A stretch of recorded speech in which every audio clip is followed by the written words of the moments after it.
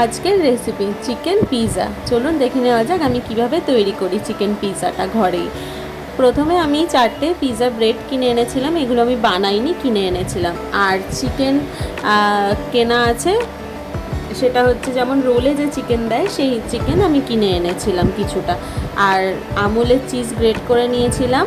তারপর আছে pizza sauce, tomato sauce, mayonnaise, তারপর কিছু ভেজিটেবল যেমন capsicum, sweet corn, bell pepper, red bell pepper, এগুলো আছে, সঙ্গে পেঁয়াজ আছে, আর হচ্ছে অরিগানো, চিলি ফ্লেক্স। তো একে একে দেখতেই পাচ্ছেন আমি 4টে ব্রেডের মধ্যে tomato sauce, pizza pasta sauce আর হচ্ছে মেয়োনিজ ভালো করে স্পুনের সাহায্যে মিশিয়ে নিচ্ছি একদম।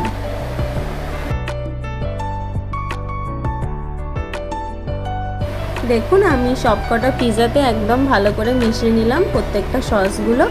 এবারে আমি একে একে ভেজিটেবলগুলো অ্যাড করছি। এখানে প্রথমে অ্যাড করলাম রেড বেল পেপার, তারপর ক্যাপসিকাম, তারপর হচ্ছে কিছুটা পেঁয়াজ। এগুলো কুচো করা নয় একদমই, এগুলো হচ্ছে একটু বড় বড় করে কাটা আর কি, যেগুলো যেরকম চিলি চিকেনে দেওয়া হয় সেরকমভাবে কাটা। আর উপর দিয়ে কিছুটা সুইট কর্ন দিয়ে দিলাম। আর চিকেনের পিসগুলো একটু বড় বড় ছিল বলে আমি হাতের সাহায্যে একটু একটু ছিঁড়ে ছিঁড়ে দিয়ে দিচ্ছি।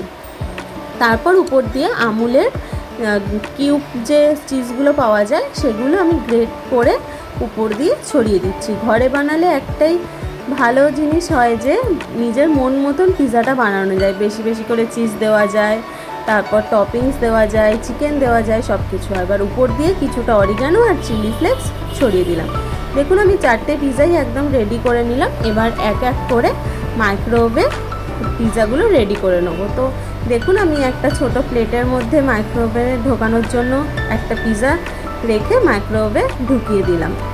এখানে আমি 120 ডিগ্রিতে 2 মিনিট মতন রাখবো, বেশিক্ষণ রাখবো না, কারণ এখানে ব্রেডটা যেহেতু রেডি করা ওই জন্য আমি বেশিক্ষণ রাখিনি। যদি ব্রেডও রেডি করেন তাহলে 20 মিনিট মতন রাখতে হবে আপনাদের 220 ডিগ্রি সেলসিয়াসে।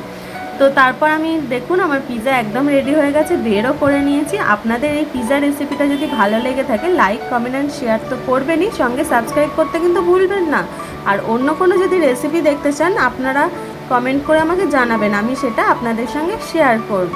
তো আজকের মতন এখানেই টাটা, দেখা হচ্ছে নতুন একটা রান্নার রেসিপি নিয়ে। Bye bye.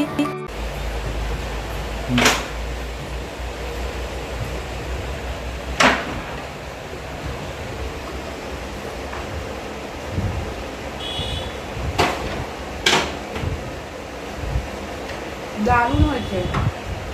থ্যাংক ইউ এত সুন্দর একটা ভিডিও দেওয়ার জন্য। এটা আমি বৌদিকে দিয়েছিলাম খেতে।